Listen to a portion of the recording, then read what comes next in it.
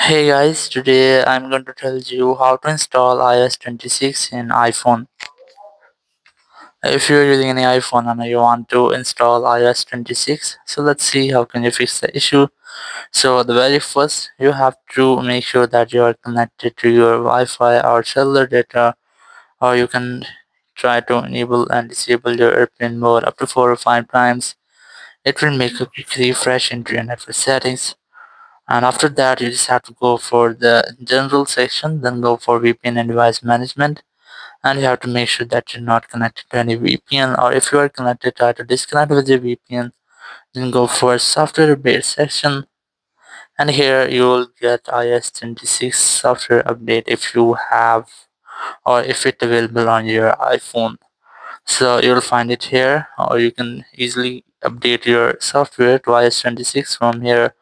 Or if you don't find it, so it means that your phone doesn't support it or there'll be any issue.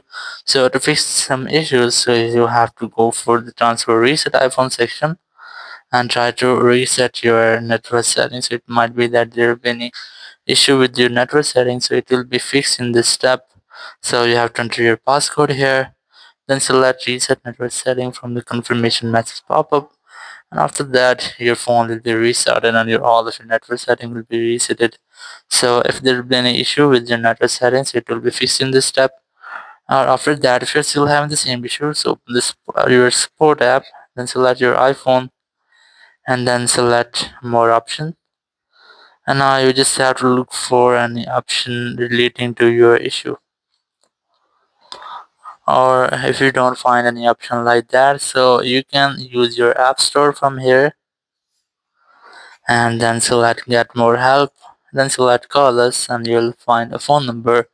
Now whenever you want to talk, you just have to simply dial this phone number and you will be connected with Apple support team member.